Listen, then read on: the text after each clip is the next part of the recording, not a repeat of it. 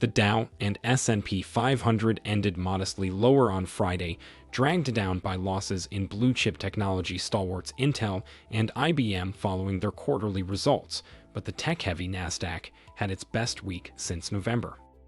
U.S. President Joe Biden on Friday ordered the faster issuance of pandemic stimulus checks to needy families and increased food aid for children who normally rely on school meals, while Congress negotiates over his proposed $1.9 trillion economic stimulus package.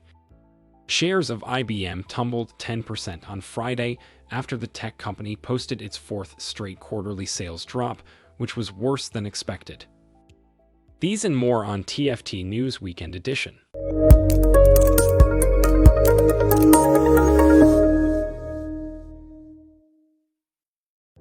I'm Mike Wallace, and this is TFT News Weekend Edition. Japan doubled down on its commitment to host the Tokyo Olympics this year and flatly denied reports on Friday of a cancellation in a move that is unlikely to temper public fears of holding the event during a global pandemic. Japan denied reports it wants to cancel the Olympics on Friday and doubled down on its commitment to host the Games this year. That's despite a third wave of coronavirus infections and a state of emergency over much of Japan. A government spokesman told Japan's parliament there was no truth to reports in the Times of London of a cancellation.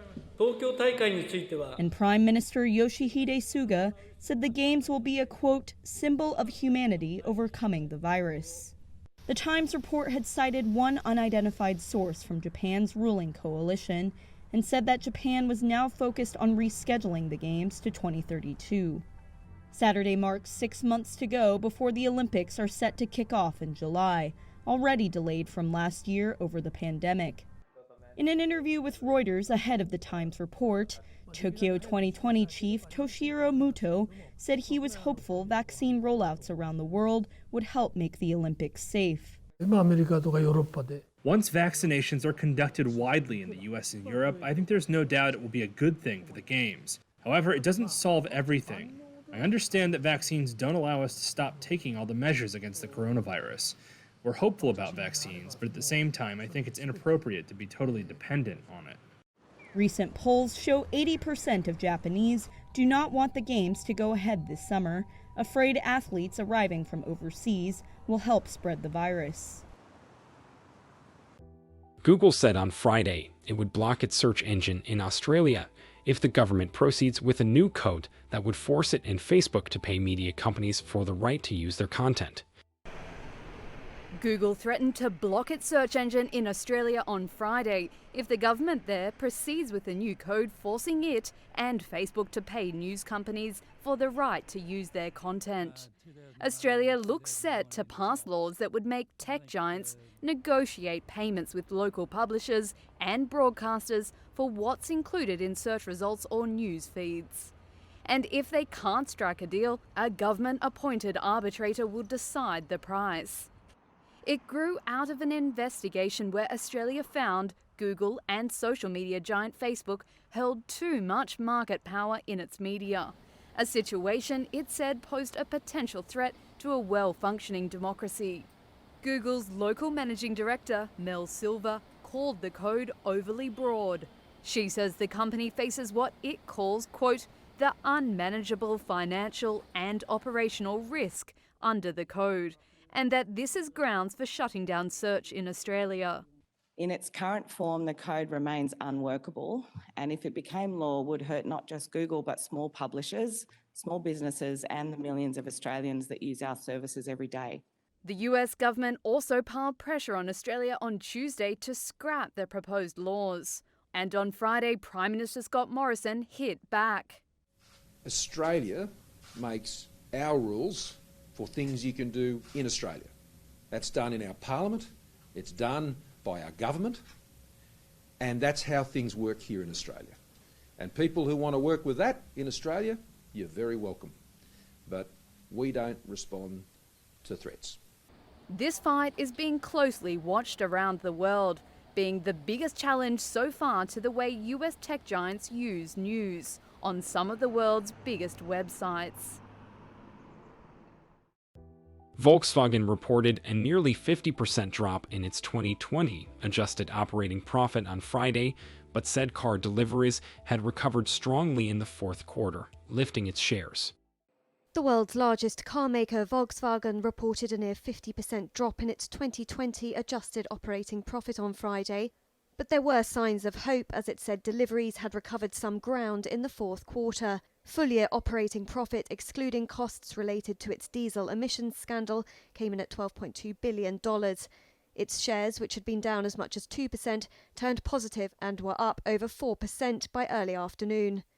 Sales at the German giant rose 1.7% in December, at a time when new car registrations in Europe dropped nearly 4%.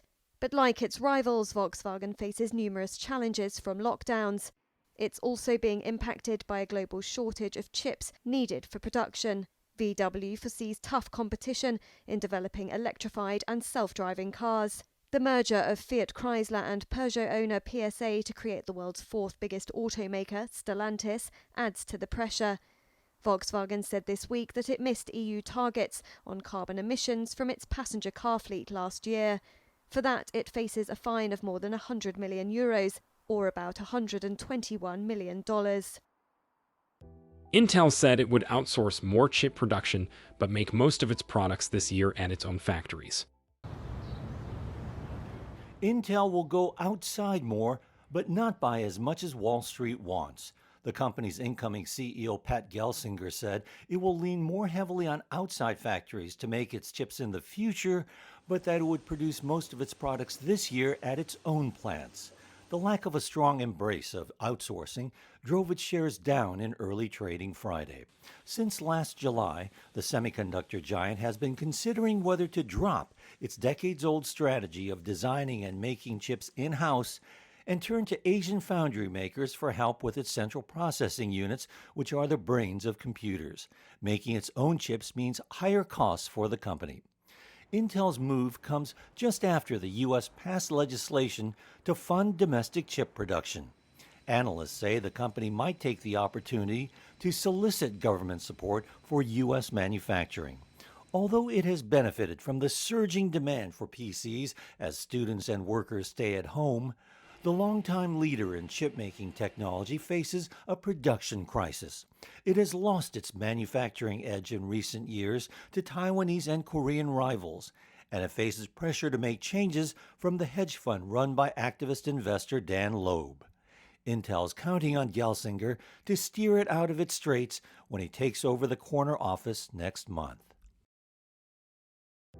The Dow and S&P 500 ended modestly lower on Friday, dragged down by losses in blue-chip technology stalwarts Intel and IBM following their quarterly results, but the tech-heavy Nasdaq had its best week since November. A duo of tech snags sank the Dow and the S&P 500 Friday, but the Nasdaq hit a record closing high. The Dow fell 179 points, the S&P 500 shed 11, but the Nasdaq eked out a 12-point rally, capping the strongest week for the index in more than 2 months. But that gain for the Nasdaq masked big drops for two struggling tech names. IBM was a big loser after it missed sales estimates and posted the fourth consecutive drop in quarterly sales. The stock slumped 10%. Intel was the other drag. The chip giant's incoming CEO seemed to back away from the company's previous discussion to start outsourcing the production of some of its chips. The uncertainty overshadowed better than expected quarterly results. Intel tumbled 9%. For some on Wall Street, the heavy selling seen in those two tech names added to belief that this market is due for a pullback. Peter Cardillo, chief market economist at Spartan Capital Securities, is in that camp. It's just a matter of time before we see a pullback of maybe 8%. This market is really stretched out, and so far the news has been good. In fact, the macro news has been improving. The earnings got off to a good season, and of course we'll be hearing more about earnings next week. There are over 700 companies reporting. Some key names to report results in the coming week include tech bellwethers Apple, Facebook, and Microsoft. Economic releases on Friday were mostly upbeat. U.S. factory activity surged in January to its highest level in nearly 14 years, according to a private survey. And home resales ended last year with a bang. Full-year sales grew 22% from the year before, fueled by record low mortgage rates and an exodus from urban centers. The head of World Athletics, Sebastian Coe, explains the two key reasons why he believes the Tokyo Olympics will happen this year. The head of World Athletics, Sebastian Coe, said that there is a cast-iron determination to deliver the Tokyo Olympics due to begin in just 6 months' time. That comes as Japan has been denying reports on Friday in Britain's Times newspaper that it wants to cancel the Olympics because of fears over public health. Speaking to Reuters, Coe moved to reassure fans and Japanese locals. At this moment, there is an absolute cast-iron determination to deliver the games, but to deliver them in a safe and secure environment with a rigorous focus on the protocols, the COVID protocols around athletes, around media, around volunteers, around coaches. This is a challenge. The Olympics were postponed from the summer of 2020, but Coe said two big differences almost a year on left him confident they would go ahead with the Games beginning on July the 23rd. We do have the vaccine, and the vaccine is being rolled out, and over the next few months, it will increase in its availability. And at this moment, the athletes are also having greater access both to training and competition. Coe is himself a double Olympic champion over 1500 metres and led the successful delivery of the London 2012 Games. He did concede these Olympics may have fewer spectators or even none at all, and that competitors would spend less time in Tokyo and have to maintain social distancing. Alphabet is shutting down Loon after concluding the business, which offers balloons as an alternative to cell towers, is not commercially viable, the company said on Thursday. Alphabet is letting the air out of its balloons for good. Google's parent company said Thursday it's shutting down its Loon business that used helium balloons to offer internet connectivity. Alphabet said it could not cut costs deep enough to make it commercially viable. The original aim when it was founded in 2011 was for Loon to bring connectivity to areas where it's too pricey or treacherous to build expensive cell towers. Loon was already years behind schedule when it launched a pilot project in Kenya last year. Its local partner said it'll end that service in March.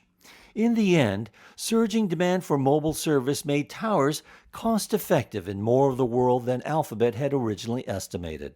A balloon costs tens of thousands of dollars and lasts only about 5 months. Loon says it leaves behind a legacy that includes helium balloons that last hundreds of days in the skies and communications equipment that delivers cell coverage across an area 200 times larger than that reached by an average cell tower. U.S. President Joe Biden on Friday ordered the faster issuance of pandemic stimulus checks to needy families and increased food aid for children who normally rely on school meals, while Congress negotiates over his proposed $1.9 trillion economic stimulus package. But families literally can't wait another day. U.S. President Joe Biden on Friday signed executive orders to fight the economic fallout of the pandemic. The first step of our American Rescue Plan is a plan to tackle the pandemic and get direct financial relief to Americans who need it the most. The orders would speed the delivery of pandemic stimulus checks to needy families and increase food aid for children who normally rely on school meals. Biden is using the two executive orders to try to ease people's burdens while Congress negotiates the fate of his proposed $1.9 trillion stimulus package. At a press briefing Friday, White House National Economic Council Director Brian Deese told reporters that the American people can't afford to wait. What I'll tell you is, if we don't act now, we will be in a much worse place, and we will find ourselves needing to do much more to dig out of a much deeper hole. When you're at a moment that is as precarious as the one we find ourselves in, the risk of doing too little, the risk of undershooting, far outweighs the risk of doing too much. About 16 million people are now receiving some type of unemployment benefit, and an estimated 29 million do not have enough to eat. Women, minorities, and low-income service workers have been disproportionately hurt, with Black and Hispanic workers facing higher jobless rates than white workers. Yesterday, we learned that 900,000 more Americans file for unemployment. 900,000. Deese said Biden's actions were not a substitute for legislative relief and that he is speaking with lawmakers Sunday to push for more relief. Republican lawmakers have questioned the price tags on pandemic aid and Biden's separate $2 trillion investment proposal for infrastructure, green energy projects, education, and research. Biden's second order will restore collective bargaining power and worker protections by revoking 3 related orders issued by Trump during his term, which ended on Wednesday. It also promotes a $15 an hour minimum wage. The federal minimum wage has been at $7.25 an hour since 2009. The Senate Finance Committee unanimously approved Janet Yellen's nomination as the first woman Treasury Secretary, indicating that she will easily win full Senate approval, but Republicans called for her to work with them in developing economic policies. Strengthening the supply chain. The Biden administration on Friday is on its way to notching another first for the country, as Janet Yellen, President Joe Biden's pick to become the next Treasury Secretary of the United States, is on her way to becoming the first woman to hold that position. The U.S. Senate Finance Committee unanimously approved her nomination, a clear indication that she will easily win full Senate approval. Republicans on the committee voted for her despite their concerns about her support of the president's ambitious $1.9 trillion economic stimulus plan. At her confirmation hearing earlier this week, Yellen told lawmakers they needed to, quote, act big or risk a longer recession and severe scarring of the labor market. Neither the president-elect nor I proposed this relief package without an appreciation for the country's debt burden. But right now, with interest rates at historic lows, the smartest thing we can do is act big. In the long run, I believe the benefits will far outweigh the costs, especially if we care about helping people who have been struggling for a very long time. She will also be responsible for pushing through Biden's aggressive plans for infrastructure spending and tax hikes. But Republicans who voted for her said they were encouraged by Yellen's commitment to, quote, work with us. Yellen previously served as chairman of the Federal Reserve and the head of the White House Council of Economic Advisors under President Bill Clinton. Her expected confirmation follows the history-making swearing-in of Vice President Kamala Harris as the first woman, first Black, and first Asian American to the second highest office in the country as part of the most diverse administration in history. A full confirmation vote for Yellen is expected to happen swiftly. Shares of IBM tumbled 10% on Friday after the tech company posted its 4th straight quarterly sales drop, which was worse than expected. It's a tough day for IBM investors. The stock plunged 10% on Friday following disappointing results that cast doubt on the tech company's turnaround efforts. Sales missed analyst forecasts in the 4th straight back-to-back quarterly drop. The company was hurt by a sales decline in its software unit as clients shied away from longer-term deals due to economic uncertainties brought on by the health crisis. IBM, the granddaddy of tech firms, is preparing to split itself into 2 public companies, with the unit housing the so-called hybrid cloud, where companies use a combination of their own data centers and leased resources to manage and process data, to retain the legacy name. The cloud computing side of the business hit a record last quarter, but that wasn't enough to offset the weakness in other units. Investors are also concerned about IBM's 2021 sales outlook. IBM has been trying to play catch-up in the faster-growing cloud segment of the technology world, where it competes against younger, nimbler players. Hong Kong will place tens of thousands of its residents in a lockdown to contain a new outbreak of the coronavirus, the first such measure the city has taken since the pandemic began, a local newspaper reported on Friday. Hong Kong looks set to put tens of thousands of its residents in a lockdown to contain a new outbreak of the coronavirus, a local newspaper reported on Friday. It would be the first such measure the city has taken since the pandemic began last year. Citing unnamed sources, the South China Morning Post said the new measure will target 2 districts, which cover a small but densely populated part of the city. Health authorities first isolated 4 apartment blocks in the area last Friday, stopping people from entering or leaving those buildings to make sure all residents are quarantined. The government will only lift the lockdown declaration when it is satisfied everyone in the lockdown area has been tested, the paper said. Hong Kong has so far reported far fewer infections than other major world cities and just 167 deaths. Last week, the city extended work from home arrangements for civil servants. Other COVID restrictions include a ban on in-house dining after 6 p.m. and the closure of gyms, sports venues, beauty salons and cinemas.